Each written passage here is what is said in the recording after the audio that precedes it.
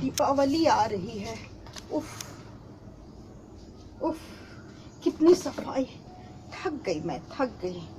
उफ, छोड़ो इन्हें। कोई मैसेज आया है।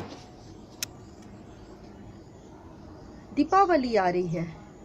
घर की साफ सफाई बहुत जरूरी है, परंतु उससे भी अधिक जरूरी है उसकी सफाई जिसके साथ हम सबसे अधिक समय बिताते हैं, मोबाइल फ़ोन। सही बात है, हमारा मोबाइल फ़ोन, इसके साथ ही तो हम सारा दिन रहते हैं। तो भाई इसकी बरकत हमें चाहिए ही चाहिए, और इसके लिए इसकी साफ सफाई बहुत ज़रूरी है। तो आइए इस दिवाली हम अपने मोबाइल फ़ोन की सफाई करें। इस मोबाइल फ़ोन में न जाने कितने photo, forward messages, virus, spam, junks file और भी न जाने कितनी कितनी कितनी सारी वीडियो भरे हुए हैं। इस दीपावली हम इनसे छुटकारा दिलाएं, तभी तो आगे आने वाले वक्त में हम इसमें और फोटोज़ और मैसेजेस देख सकेंगे। इसके लिए सफाई सर्फ साबुन से नहीं, इसके लिए सिर्फ एक डिलीट बटन की ज़रूरत है, दबाओ और सफाई हो गया। भाई इस झाड़ू और इससे तो अच्छा है कि मैं इस मोबाइल फ़ोन की सफाई कर अपनी दिवाली की सफाई को विराम दूँ। उसके बाद मैं एक लक्ष्मी गणेश जी की सुंदर सी तस्वीर अपने फ़ोन में डाउनलोड कर लूँगी और फिर दिवाली की शुरुआत करूँगी। तो ये तो हुई मेरी दिवाली की सफाई।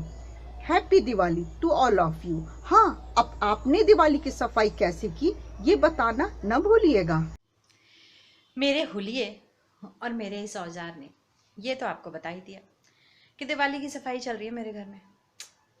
क्या क्या साफ करूं, फैन साफ करूं, ये सारे झाले साफ करूं, या व्हाट्सएप और फेसबुक साफ करूं। पहले कितना काम होता है ना।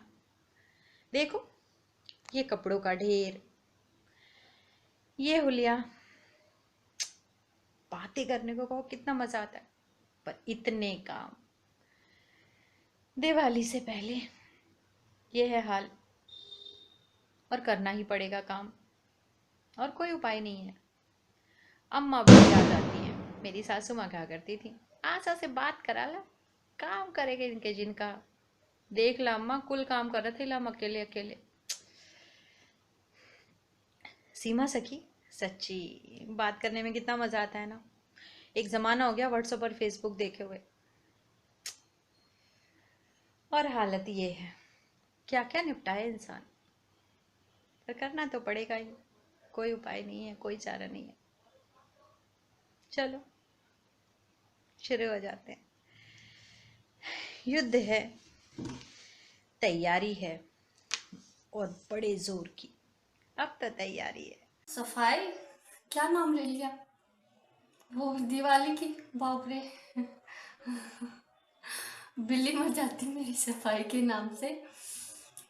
कितने काम होते हैं। अरे सफाई करवानी है तो मियाँ जी के पर्स की सफाई कर लूँगी मैं। और दिवाली पे शॉपिंग करना बहुत अच्छा लगता है। बस दिवाली ऐसी होनी चाहिए।